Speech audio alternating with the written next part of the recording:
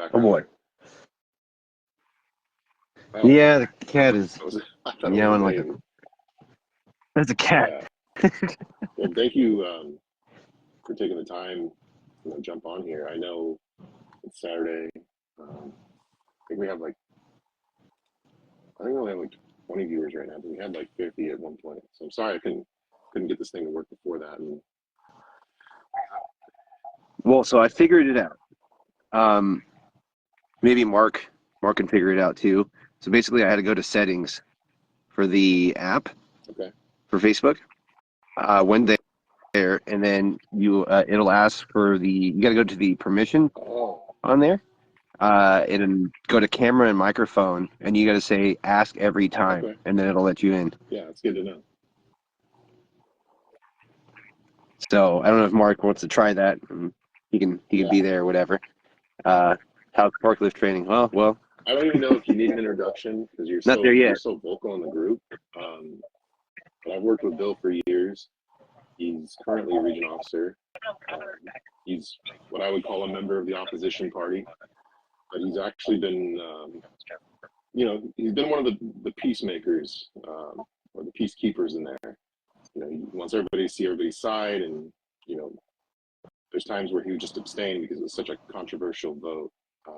But I think one of the things that most impressed me about you, man, was I heard that Joe was threatening to remove you from being an officer unless you left the Facebook group. Meanwhile, he was and is still currently a member of the Facebook group and isn't holding his other officers to the same Uh-oh. standard. So at that time, I don't know if I'm telling too much, but at that time, you not only did you stay here, you went ahead and became a moderator. So uh, Yeah. I've been impressed by you, and I'm glad that you're running. Um, I don't know if you want to give people a brief Thank you. introduction. Or... Well, okay. Well, I'm Bill Gilbertson. We're going with represented employees of SCG United. As you saw, we got Chris and Ruben giving their speeches in here. Ruben actually gave pretty much all of my talking points, so there's not really much for me to say anymore. Uh, we're talking about the building, uh, splitting it into three, trying to see how we can get more money into the union. Um, there was a couple things in the comments that I was seeing where people wanted to go. They're asking if we would be willing to stay at our current pay grades instead of taking the grade 9. I don't think anybody on this slate is trying to do it for money. We all just want to breathe life back into the union that we have because I don't know. We had e-board yesterday and just looking at the financials, it's depressing. It really is. It's like where's the money going? What's going on? Why the LM2s don't make any sense? Like we have people from other locals that are looking at our LM2s and then talking to us as individual regional officers, and they're like, "How are you getting so much here and there?" And that's not how we do our LM2s. And I was like, "Look, I have no idea. I am not someone that handles that kind of paperwork. Um, all I know is that it doesn't make sense to me either. Um, I know we try to make sense of it in e-board, and even then, Do I you still like, ask? what are you? Do you It's just ask all her to gibberish. show you the Yeah, vouchers and the accounts? she said she would have to look at us all one by one, and then she would have to come back like that. And I don't know. It was. She said it would take a long process. Is basically what she was telling us. So I was like, okay, well, that doesn't make me feel any better, but I mean, I get it. Typically, if you need a breakdown of whatever expenses that add up to the end of the year, it's going to be a lot of things. But I mean, if you file the LM2, you should have all that available, I would And think. they're asking you to vote on it. And they're asking I you to think. ratify their expenses, and but they're not willing to show you what they are. Is Yeah. that something you would accept if you were And then told that? somebody, no, I would ask Ruben to show me my receipts because I need to know what's Yeah. going on.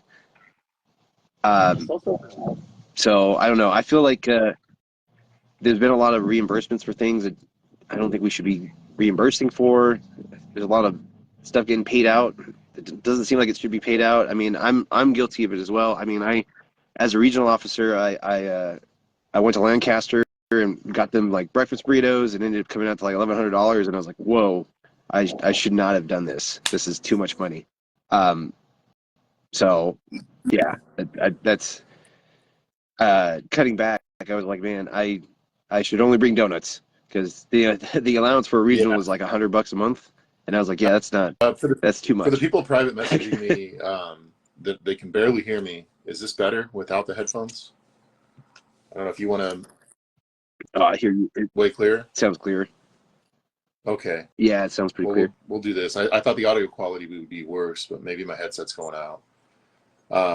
I saw something interesting in the comments that I don't know if it'd be popular with a membership or I just thought it was really interesting.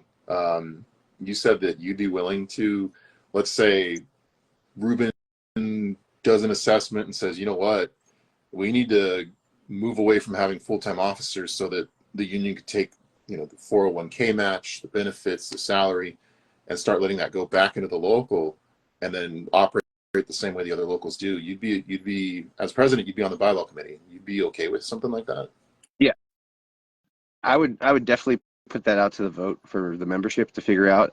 There's a lot of little things in the bylaws that need to be updated. Everything's way behind the times.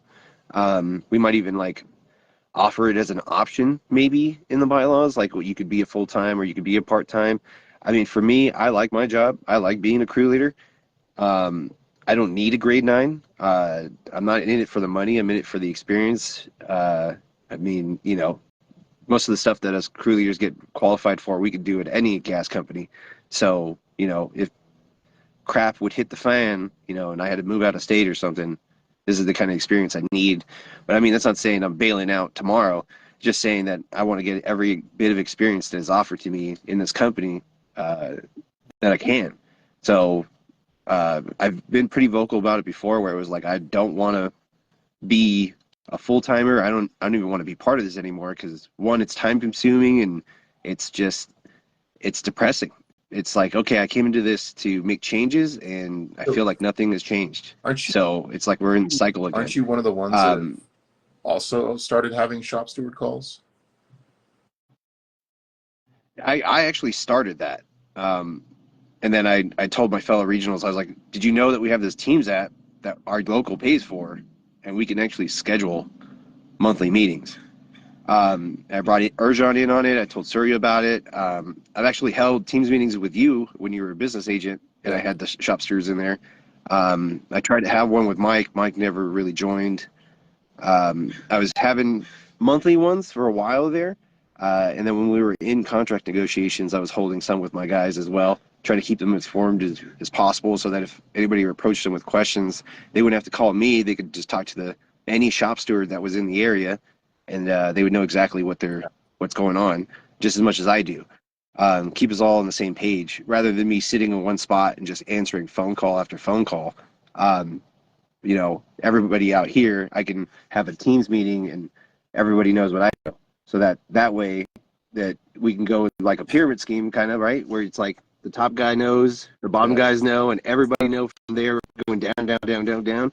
That's how it should be. It's more efficient that way rather than wasting time, oh, I'm going to go talk to the bases, spend 5 minutes and tell them everything I know in 5 minutes, and then I get kicked out by supervision. Right. That doesn't make sense to me. Where if you are able to give all the information to the shop steward that is at that location, and then they can talk either on breaks or, non-company time, whatever, outside of the company, and they'll know exactly what the regional officer knows or the full-time officer A knows second ago, or whoever's in it sounded like you negotiations.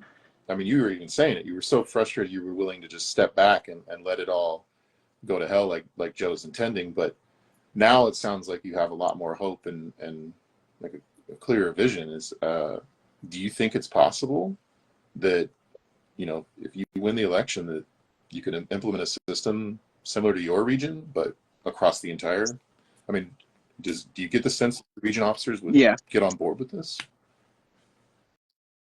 I mean, from the regional officers that are on my slate, and I mean, you guys have been talking to Chris and Ruben so far, and Tim's been chiming in on the chat. I can see him in there. Uh, I think everybody would be open to, monthly meetings via Teams, just to keep our shop stewards all involved. I've noticed in this last e-board, we had a several people sign up to be shop stewards. If we can just keep our shop stewards informed and give the power back to them, let them hold their regional meetings too, if that could be possible. I know I've talked to plenty of old timers that have said that the regional officers used to be able to hold regional meetings at their bases, and we were able to give out the financial reports and so on. They would just make us really strong. We'd come right back as an organized group. We wouldn't be as disorganized, and everybody's on this Facebook like, who's this? Who's saying that? Oh, this must be a rumor or whatever. It should be like one voice, one motion, and I feel like if we were able to get that into the bylaws and make it a rule that can't be changed, it'll make us a lot stronger. Yeah. And I know I've had a lot of discussions with you and everybody else, and I really, your bylaw changes are, I mean, I think they would win by a landslide. I think it would be the opposite of Joe's bylaw changes where they lost like what, 10-1. I think yours would probably, yeah, something like that. So I mean, if this contract passes, are you going to jump right on the bylaws, or you know, if the contract passes, there's a million things that we need to get done first. One would be the mortgage and the balloon payment. That's coming up immediately. Another thing which I'm really on board with Ruben is we need to cut all the waste. There's way too much wasteful spending. Just like fees coming out of all of our ears is just, it's ridiculous. The union is super inefficient. Just like the bylaws alone kind of restrict us in some ways, but the things that don't restrict us, we should be getting rid of immediately. Like we don't need a full-size SUV with leather seats and all that. We don't need a $1,100 a month payment on a vehicle as a union. We don't need a $600, $700 payment. We need to be driving around in like little eco vehicles like hybrids or something that get good gas efficiency. We shouldn't be driving the vehicles on non-union time. It's ridiculous. I mean, our union dues are paying all of that and the fuel. It's crazy. So one of the things would be to cut the spending would be one of our first things. The second thing would be addressing the building, and then at the third top thing would be the bylaws, so that we can unrestrict ourselves and get this local moving forward, because this is a huge waste of time. All of this stuff should be done immediately to save our local, because we're drowning right now. We really are. I also feel like well, no, I thought it was interesting. Go ahead, Brian. That it was, you know, you and Ruben were talking about it, and Ruben was even saying, I'm looking at the bylaws and the secretary treasurer's job is to run the office. Why is he, or why is the secretary treasurer, did I cut out? Oh, no, you're here. Why is the secretary treasurer not parking their vehicle at the union hall unless it's going to be used? And I thought that was so I'm glad you brought it up, because I think that's a really, really big point there. And if you guys are willing to put that into a permanent change in the bylaws, I mean, that's huge to me. Yeah, I mean, another thing would be, do we need 3 vehicles? Not if you're parking it at the, I mean, you're parking one of them at the hall. Yep. Right. I mean, so could we get rid of one of the vehicles and just keep 2? I mean, that would save us a few $100s right there a month. Tags, registration, fuel cost, everything would be cutting down. I mean, at the very least, if you're only driving like, I don't know, say 40, 50 miles, maybe 100 miles in a week, do you need a union vehicle? Are we? What's the offset?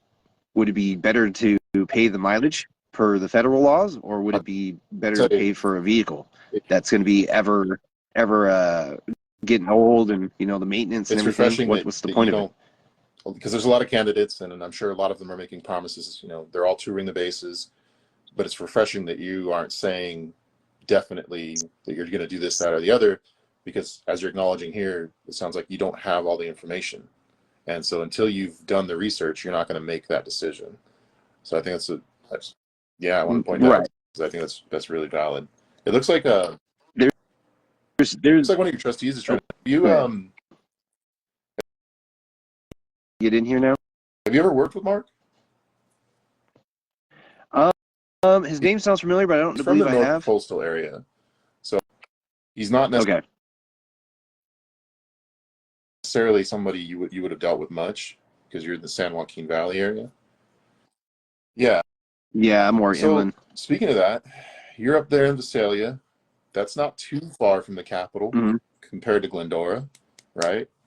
Are you willing to go and meet Yeah. with senators and House representatives um, to push our issues and to, I mean, San Francisco's closer Well, to you than it is. Are you willing to go to the CPUC and tell these people that if our members want to strike, we're going to strike? yeah, I'm not a politician. I mean, anybody that knows me probably knows that. I don't dress like one. I don't look like one. I don't act like one. I've been a field worker the entire time I've been here in the company. Uh, I'm, I don't take, I don't take excuses. I demand receipts and information. I don't want you to just tell me something and walk away from me. I need proof of why you think the way you are. Um, am I willing to go talk to a politician? Sure. Yeah, I don't have any problems with that. Um, I don't take any smack from anybody, so I wouldn't be scared of that. And I'm not scared of authority. I'm pretty sure anybody that knows me at my base, I'm not scared of authority at all. As long as we're following the rules, it is what it is. But if somebody's living by the code where it's like rules for you but not for me, that pisses me off. I think the rules are there for all of us to follow and not to dance around. So if I need to go to talk to a politician and say you're not following what we are paying you to do, you're not lobbying the way that we're supposed to, anything in positive for our industry, then I'm going to tell them. I'm going to find somebody else, or I'm going to have to take care of your job because you're not handling it the way we want you to handle this. And I think we're lacking hugely in the CPC market because we're just falling behind all the fees that have been introduced on our industry, where it's preventing us from putting any more gas into any of these cities. All the rebates and everything it's just super difficult for our industry, and we're dying right now. We're fighting on all fronts, and we're losing that battle. And it doesn't seem like anyone's fighting at all. It seems like we're just paying somebody to do it, and they're not doing it at all. You know, there's executives who, in meetings with the union officers, have said that they actually want a strong union. And one of them likened it to the time where the unions could go to the politicians and force them to get things done for them. And so it sounds to me like, and this is what I'm asking you, are you willing to put together a team that would go hold these politicians accountable? Yeah, I mean, if you're being paid a grade 9 plus whatever percent, I mean, you're basically holding the local on your back. You need to go and enforce what your union dues are paying for. You shouldn't be sitting in an office doing nothing. I know I've talked to you a lot about the bylaw changes you want to make. Like, what is one of the ones that you find most important? I mean, dude, I would have to go page by page. I mean, when we were in the e-board meetings for the bylaws, all the regional officers, they all had their important ones. Uh, the main one that I really think needs to get worked on is the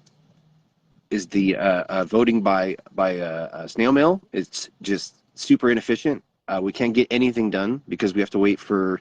Not only do we have to pay a mailing house thousands of dollars to send out a ballot, but we have to hope that they get there, which usually they don't. Because I mean, as we've noticed in many of the other votes, a lot of people would get their stuff returned, or they never get it, or so on. So you It's see a super world, inefficient. you That see a that needs to world get where figured out.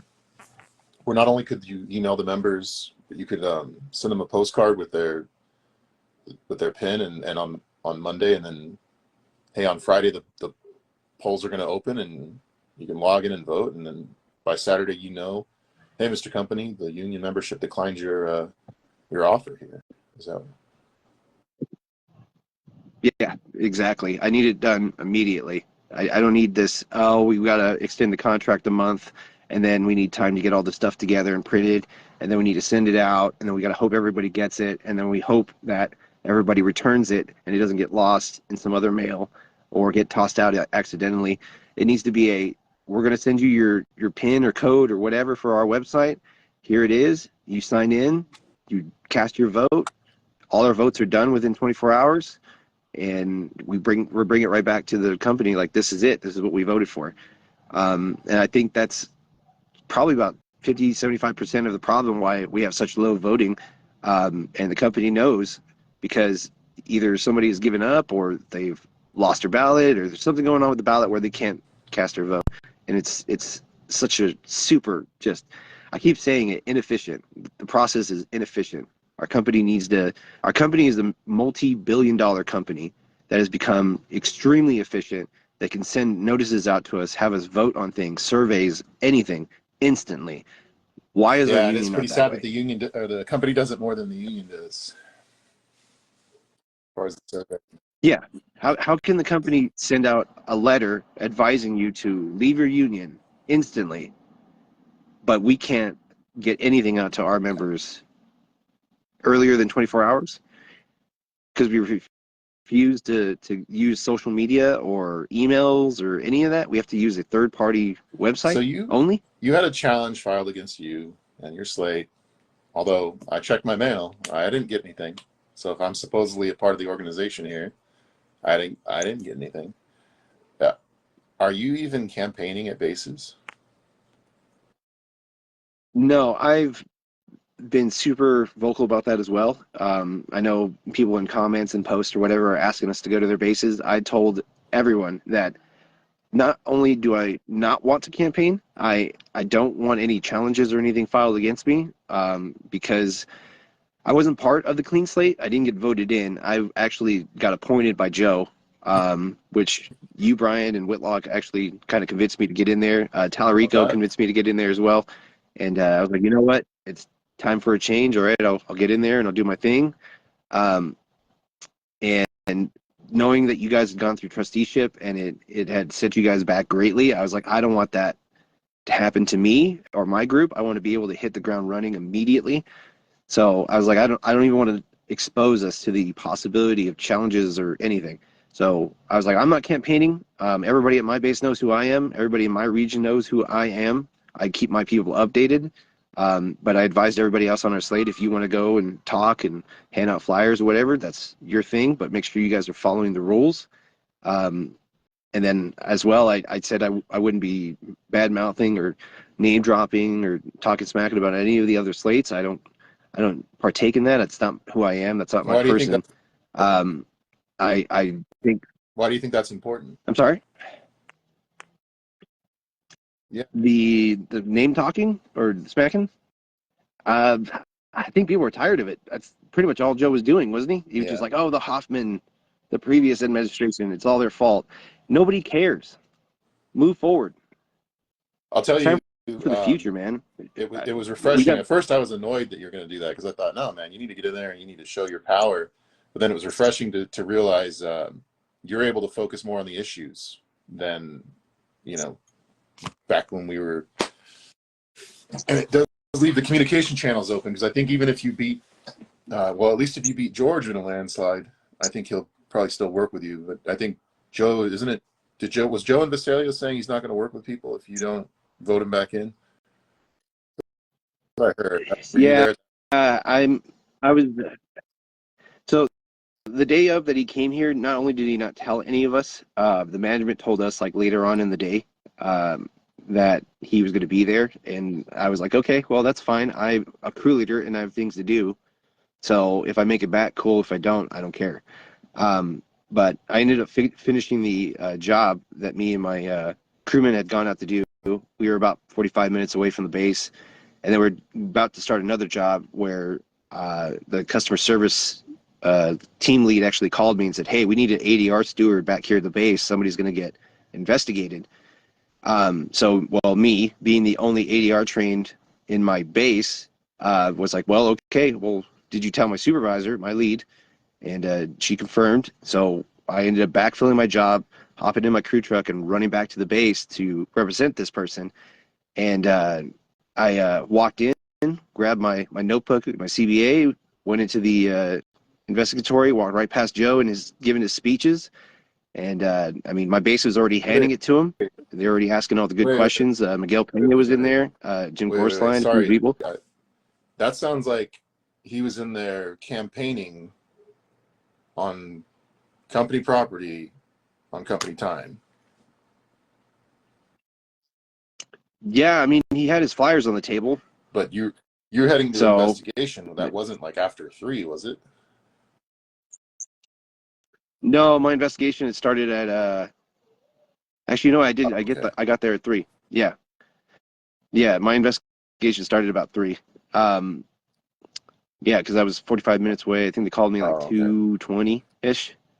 I think I rolled in at like 3-ish. But went in, did my investigation. Luckily, we were able to get out of it with no coaching, no interim, no time off, no nothing.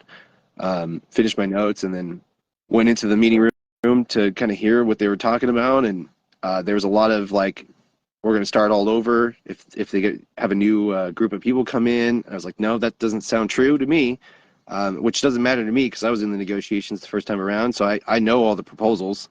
I wrote some of those proposals. Um, I was in there for that month. I took the notes.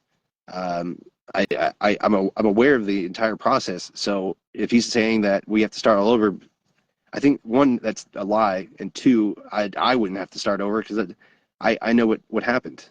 So there's that, and then he said he wouldn't help the people that took over, and I was like, that's fine. I don't need Would your help.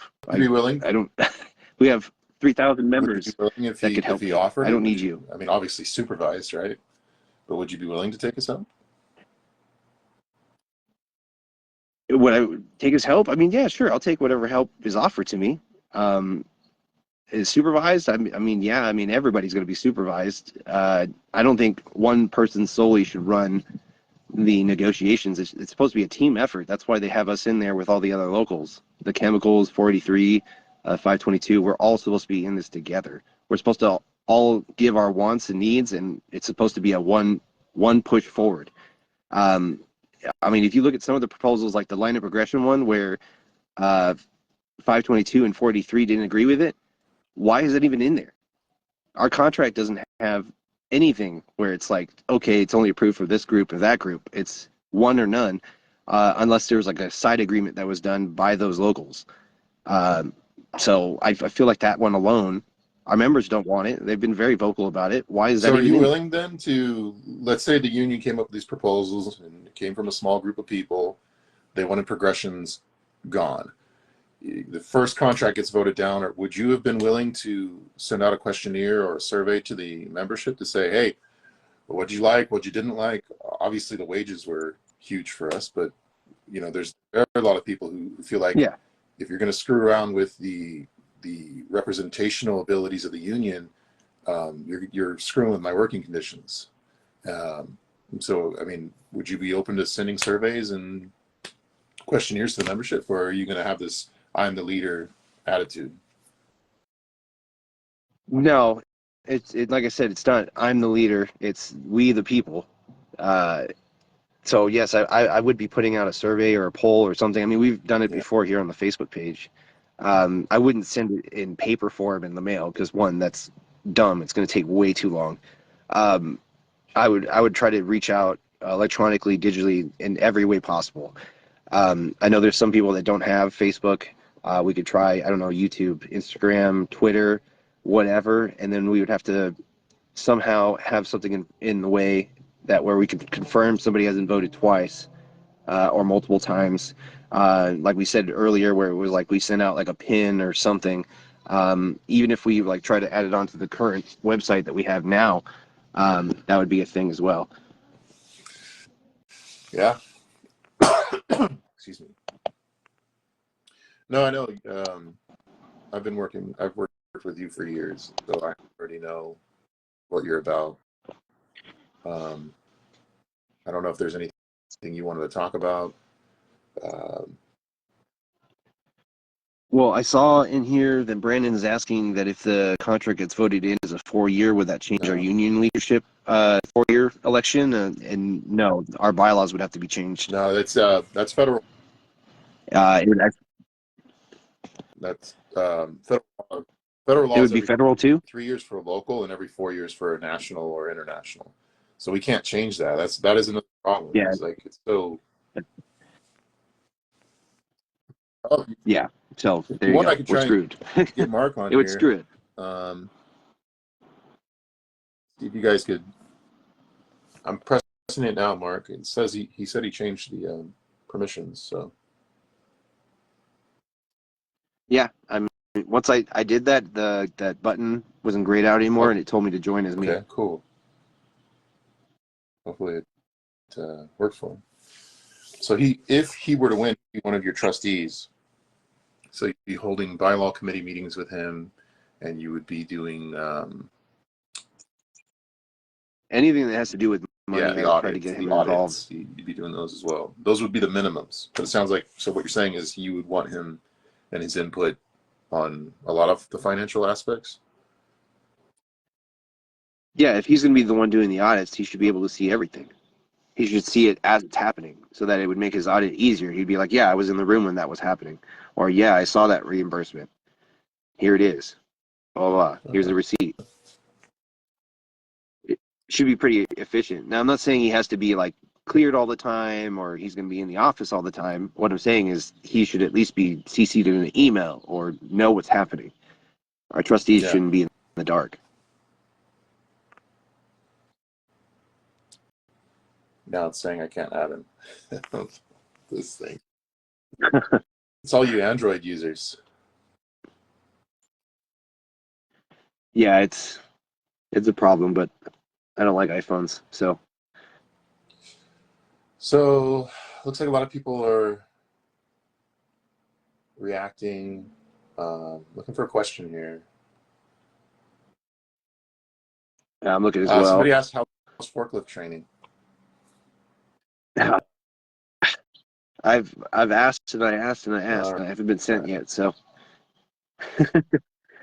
Tim was saying that we need to reach out to IBEW, and I've already said that we need to do that. We need to reach out to IBEW and see how they run their local. How are they so successful? How do they deal with the grievance process? How do they deal with their company? How are they such a unbeatable force? To where they get their membership so involved. How do they have the wealth that they have? Is it their dues? How do they collect their dues? How do their bylaws look? Everything. If they can help us, if any local union nearby us can help us, that would be something I'd be looking into. Yeah, that's good. I mean, that's kind of what you would be as president, right? You'd be chief executive, chief lobbyist, chief of everything. Yeah, absolutely. I know we talked before about you giving the power back to the membership, and I think one of the things you were on board with that I liked was that you wanted to bring back those informal meetings with the region officers. So I don't know if you want to talk about that, or if there's anything else you want to talk about. Basically now's your chance, and I'm willing to hold these meetings every weekend if you guys want, or in a couple of days too, if you guys want. I'll be right back. I heard something. Yeah. Talk to membership for a second. Oh. Okay. So I'm looking at the chat right now and see if there's any comments or whatever. But as far as the informal meetings go, I try to hold some as a regional. Joe luckily was allowed me to hold those meetings. Unfortunately, when I held them and I gave out mass text messages and everything to everybody, it didn't seem like they took it seriously. I remember seeing some of them, they thought I was talking smack about Joe in those meetings. I was like, no, I'm literally just going to bring whatever information I have with me and try to share it with you, so that you can all be informed. And I rented a spot out, and I think I had like 4 people show up, maybe like 2 shop stewards, and that was it. So I was like, well, I'm not doing this anymore because, well, it was a waste of money, and it was a waste of time. I drove down to Bakersfield for that one. Brandon, again with the bylaws, can we vote each one instead of all or nothing? Yeah, so that was one of our talking points that Ruben had talked about, where we want to vote, have all these bylaw changes, and we were going to vote them one by one. It wasn't going to be a one or all. It was or none or all. It was going to be a one by one, and then we would see how many votes each one got, and then we'd keep revising until it came to a solid bylaw agreement between all of us and the members. Yeah, Ruben was talking about that, making them severable so that it's, accept all, reject all, or hey, I like this one, don't like that one. Yeah, And it sounds like it would be a lot easier. some of the feedback, like that's actually going to increase you guys' engagement. So that's pretty cool. Yeah, we need, like I said, we need everybody engaged, and I mean, most of it's going to be like practice runs, just to try to get more and more people engaged. Joe actually had told me, he's like, if you did get voted in, you got to make sure the engagement keeps going. And I was like, yeah, I mean, I wouldn't sit dormant and hope everything gets done. Like I would be going out and trying to make sure everybody's engaged. Another comment that somebody had said in Facebook was, I think it was from Rafael Corrales, if I'm saying that right. He was saying that he had seen Joe more than he had seen any other president. And I was like, yeah, I mean, your dues pay for him to be present. So you should be seeing your president. But I was like, I'm currently not your president. I have a job in the company. Your dues don't pay for me to go to the coast and campaign and talk to you. I would have to take my own time to do that. And with having three kids, one of them being 6 months old, and being a crew leader and not knowing, I'm not a 9 to 5 job. A crew leader can be an all night instantly. Anything can happen. We can have a major damage. We have a broken gas line. It could be all hands on deck immediately. And I can't just leave. I can't just leave instantly. I can't plan to go campaign 11111 whatever base, and then go do it. My schedule is already mayhem. And I'm a big family guy. I don't like to be away from my family, but if I did get voted in, so be it. I have to figure it out. I mean, the company is also You my also family. committed to the teams meetings, right? Was that just shop stewards, or would you be willing to hold, whether it takes a No, it would be a monthly. online? Yeah. Sure. For everybody. Yeah, so it would be that's the other thing. I remember you when you were a business agent, we were trying to get everybody's calendar Yeah. organized Yeah. together so we know who was busy and who wasn't, who was doing whatever. I would like to implement that as well so that we all know what everybody's doing. We don't have to like send it a group chat. What are you doing this day? Are you available that day? Whatever. What time are you available? It should be, here's my calendar. We can go and look, and there it is. The membership should be able to see the exact same thing, see what our calendars are, where we are, what are we doing, because it's their dues are paying for us to be here. So they should know what we're doing all the time. Set up. If we're on vacation, whatever, they should You know as could set. well. Uh, Yeah. If you made an account president at UWA, whatever, you could set it up so that you could yeah, have it mirror your actual calendar, except like remove like sensitive information. Like for instance, if it's the business agent, because I tried to do this, but when the company sends me invites, it automatically like does a placeholder on my calendar, or did a placeholder on my calendar, and it had like the grievance name and everything. I was like, you can't share that publicly with the membership, because I wanted to share it with the stewards. But yeah, no, I think it's an excellent idea if you're talking about getting everybody involved. But wow, yeah. yeah. I mean, even if you put in like I'm on vacation this week or whatever, the whole drama thing that we have going on, where it's like, well, if I answer and I'm on vacation now, I'm working. That shouldn't be a thing. If you're answering your phone while on vacation and it's for work and you know it is, you're answering at your own accord. You shouldn't say, oh, well, now I'm working. No. You can answer the phone call and be like, oh, this is about union stuff. Okay, just FYI, I'm on vacation right now, so I don't have everything in front of me. Something like that. I don't know. No, I mean, We shouldn't makes be sense. hiding And everything. I was talking about sharing the calendars with the shop stewards because they have certain obligations and responsibilities. But if you're talking about the entire membership, I mean that's huge. It's a lot of transparency. Yeah, there shouldn't be anything. There should not be any discrepancy. Like if there shouldn't be a day where it's like, I wonder where my president is today. Where is my business agent today? What is my secretary doing today? What is he working on? Shouldn't be any of that. There was another thing we were talking about where we could have it to where like you have your PIN, right? And you say you filed a grievance or a grievance was filed for you. You can log in and be like, this grievance was under my name. It looks like it's been filed. Where is it? Is it waiting for grievance committee to approve it? Is it waiting for a second step hearing? Has it been dropped? Has it been added into an arbitration? Where is it? Who think there's a lot of the old guard who think, well, that's going to make people think we don't do anything. Are you going to accompany that kind of access with education on like how many steps are involved, how long it takes, how many grievances have to all be heard? Because yeah, that's that was the other thing. Or if you've looked at any other locals, sometimes they have like training videos or presentations or something like that, so they kind of get you into the know of what the processes are and how they work. And one of the main things I would like our shop stewards to know is just how the grievance committee works. Where does the grievance go? What is a breakdown of it all? How do protests work? How do arbitrations work? What does it look like in an arbitration? How much money it costs to go to arbitration?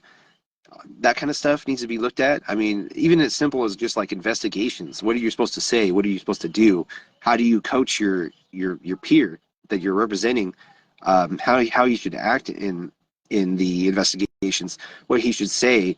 There's such a thing as rambling on too much. Or I've taught a couple of my other shop stewards this, where it's like they ask you like, oh, is there anybody else around that might confirm that you were there, or blah blah blah. You don't want to put anybody else's names in there, because then now you've got to get your guys' stories together. And not saying you should lie, but now you might be throwing your other peer into under the bus, yeah, and or then you guys are both in trouble. It's just like attacking. there's a lot of things. Yeah.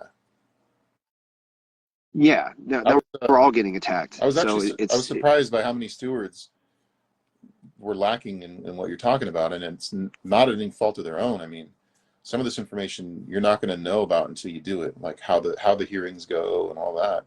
There were stewards like, well, I never got invited. It's like, even if you're not getting invited, maybe there should be a training of some sort, like a classroom on the website, the union website, or what? something of that sort. I mean, I was also thinking about holding, like, say we got rid of the building. Say we had 3 different buildings. Say we held trainings at these buildings monthly, weekly, quarterly, whatever. Everybody can come to that building, and the buildings would be somewhat local to the regions. That way, it'd be accessible to everybody. We wouldn't have to be driving 4 hours, 3 hours, whatever. It'd be maybe an hour at most. We'd have one kind of central to the north, central to central, and then another one central to like the south, something like that. Obviously, we're all spitting ideas out there. I mean, there's no guarantee that we're going to sell the building, or we could sell the building. We still got to look into seeing what our options are. All I'm saying is that it's being a huge burden for a huge building that we only use about half of, if that, maybe even a quarter of. But we're paying for the electric bill, the water bill, and we're heating and cooling that building, but we're only using a quarter of it. So, Yeah, but we're paying the full price of it. And I mean, anybody that has gone to the building, it's like decrepit. Like the paint's coming off. There's holes in walls. The we shelves got that are in the front are falling apart. The paint's coming out on the front. The drainage on the outside is terrible. The trees and everything look dead. It's we got the roof bad. fixed though. Yeah, I mean, we paid, was it 40, 50 grand for a roof replacement? We don't even use the whole building. Nobody helped us with that. So it's like I said, we're super inefficient right now, and we need to be more efficient. Our people need to be informed. They need to know how to be a steward, how to be a valued member of your union, and stop being dormant. That was one of the main complaints I had as a steward, was I'm not getting trained enough. I don't know what the hell is going on. I'm kind of just figuring out. I mean, you'll have bully you or intimidate you, and you're just like, well, I don't want to get in trouble or get any time off or get fired, so I'm just going to do what he tells me, or he or Yeah. she. So yeah, the trainings need to be a huge factor.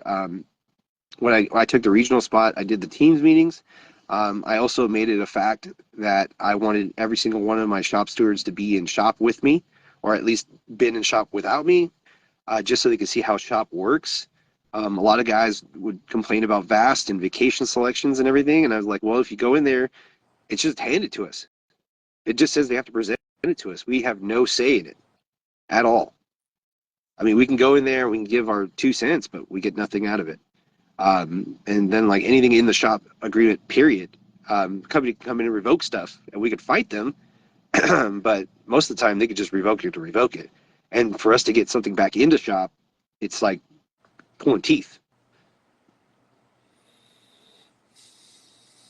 Yeah, this has been both refreshing and depressing. Yeah. Tell me about it, man. I've been depressed for 2 years because of this whole situation where you get the members, they'll come and they'll talk to you and they're like, who agreed to that?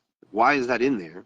Why is this a thing? And it's just like, man, if you were in Yeah. there with me, you would know we have no power. Like there's no point for me even going to these because I mean, most of the time the manager's pretty cool, but it's the people above them that are telling them to do these things, and we have no option, and they have no option. They're just like, this is the orders we were given, and What we're like, well, what I'm do hearing them, I from you then guess. is it Like, sounds like your focus is going to be more on member engagement so that you can build worker power and bring them in, because if right now the company holds all that power, if we end up doing what unions should be doing, which is bringing everybody in and having them all have your back, I mean that's what we started to do with the strike vote, but that didn't. it kind of backfired.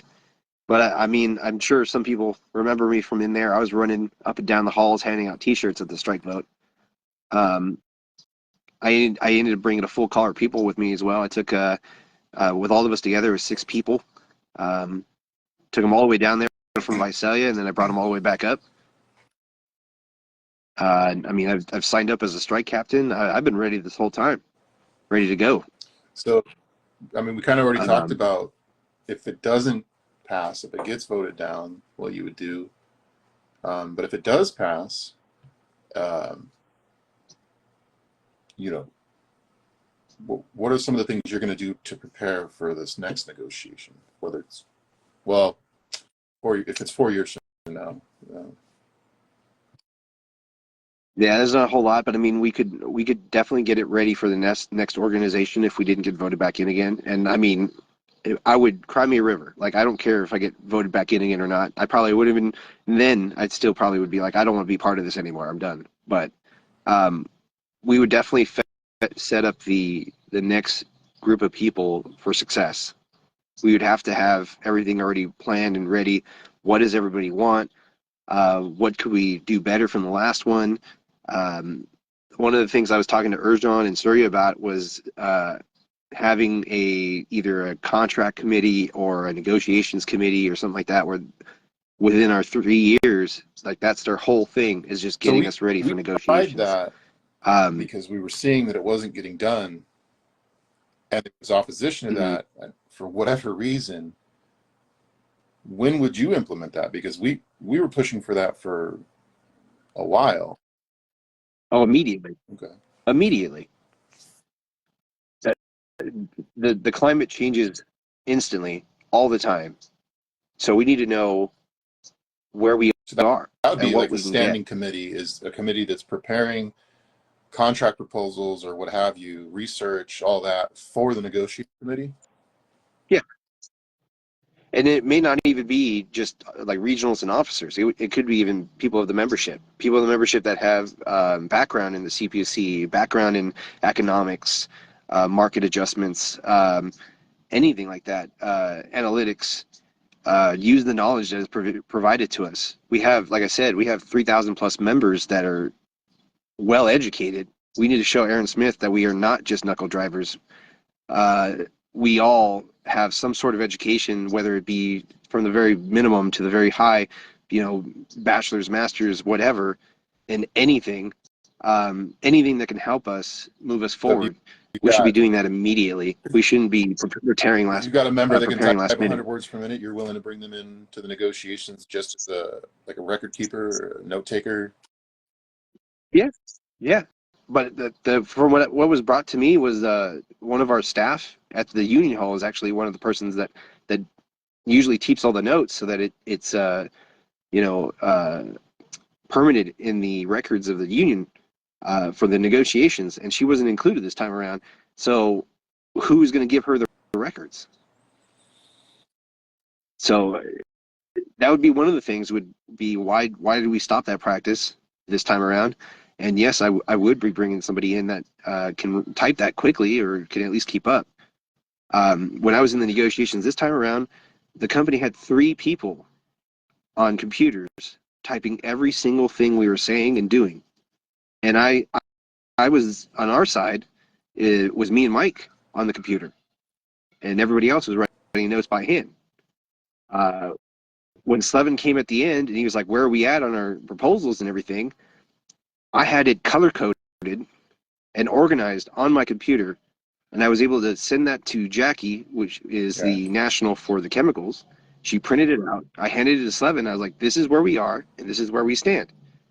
And then all he had to do was like, "Which one of these do we want?" And he went down the list, all of us as a group, chemicals and everybody, and we went, "Okay, we want this one, we want that one, blah, blah, blah, blah, blah." And we got it done immediately. That's how it should be done. It shouldn't be sifting through notes. It shouldn't be, well, I don't know where we are in this one or where we are on that one. We should all know exactly what we need so that if we call in the big guns like the Nationals, they're like, okay, this is what we're going to do and this is where we're going. Do you feel like we gave them a good launch pad to go off of? Okay. No, I feel like we really messed up. And I don't want to say who it was individually. I don't want to name names or anything, but I feel like we definitely lacked in certain areas where we could have done better. And I mean, a lot of people would be like, we're a union, you can't put anybody down, but it's like, no, you can see it. We suck. We suck. We did not do what we were supposed to do. And for the engagement that we had, we fumbled. We fumbled the ball real bad on this one. I mean, the Nationals have taken over the negotiations. Like, what do we have now? So people are saying, like, if I got pushed in, what am I going to do? I don't know. I would have a meeting with Slevin and tell him what we want. But at the end of the day, it seems like we have no control anymore. Yeah. Yeah. So you'd still, you and your team would still cost out things and research things.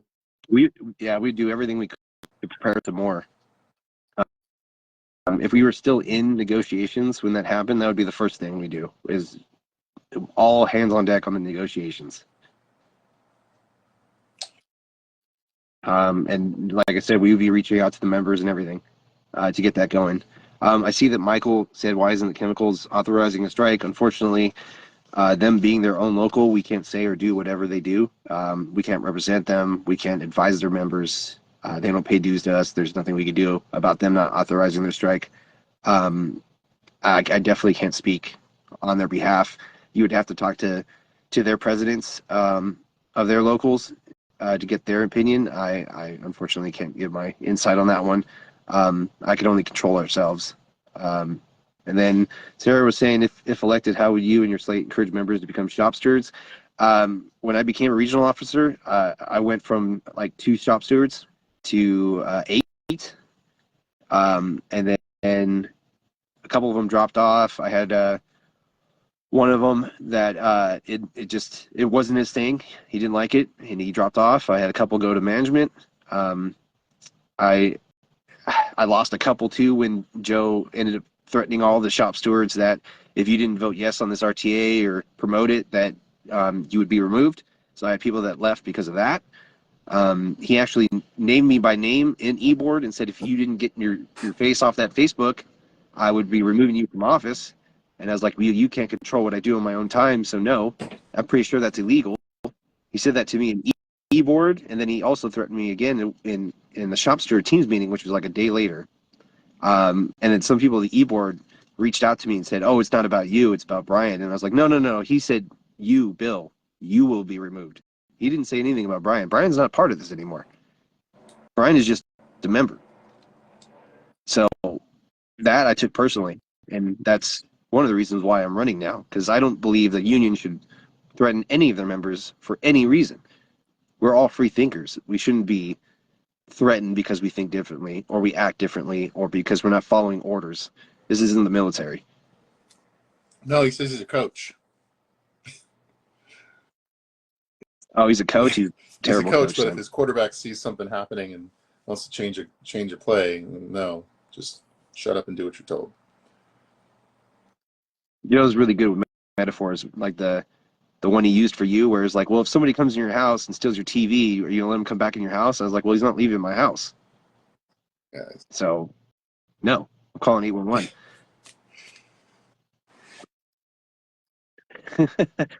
That wasn't a threat. Nobody take that as a threat. Yeah, no, he's terrible with metaphors. He abuses them. Try to add Mark Moore again. I keep trying and it keeps not doing it. Man, it's a difficult one. I feel like I'm one of the only ones that could figure it out. Me and Ruben. I think Ruben's on ice. Oh yeah, he's on an iPhone, so yeah, he had no problem at all. Yeah, so with Chris, where he's saying that shop steward should be there should be at least one at every base per classification. That's what I try to do. I have one in fleet. I have a couple in ETR. I have well, I'm in gas ops currently, and I worked as an ETR, so I know both sides, and I'm ADR trained. So that was the other thing we need to figure out is we need to get people ADR trained. ADR is one of our tools that we must have as a union, and we haven't had it for so long that it's crippled us. People are taking unnecessary time off because they're getting punished. We should be using that ADR process. Me being the only one trained in the north is in Visalia is just, I don't know. It's stupid. Yeah, because I mean, we need to have somebody in every position so that that person knows what your policy and procedures are. Well, I don't know. I've Mark said he gave all access. Let me try this again. Don't do it, Mark. Let me do it. Let me do it. Yeah, no, I had to go to the settings and it says give access all the time or ask every time, and I went to the ask every time. Every time. Okay. Yeah, so it has to ask for permission every time it uses your stuff, and then I went and clicked the live. You gave me the approval, and then it asked for permission. And I gave it an okay, and it let me in. Yeah, I was hoping that other slates would show up. Obviously, the members wanted to see debates. I thought that would have been cool. Maybe if I'm moderating it, I can try and keep it from devolving into chaos, we'll say. But I don't see anybody else from the other slates. I know one of them signed up, but I think she ended up saying, unfortunately, blah, blah, blah, and then she deleted her comment. So I don't know what to say. If they see this and they're willing to come on and talk to the membership, if I'm the problem, I mean, if they want to just talk to me, that's fine. I don't care. To have jump on, if you think I'm the problem. But I will be in the comment section asking questions. I don't see anybody else from other slates, or I'd say let's give them a chance. If you want to take a break, I can see if you dropping off, if then I can try and add. Let Mark in. Is he still here? Oh, he's not here. Oh, he left? I see his comment. It says 1 minute ago. Maybe he's trying to rejoin to get it to work. I mean, I had some people that said they couldn't even see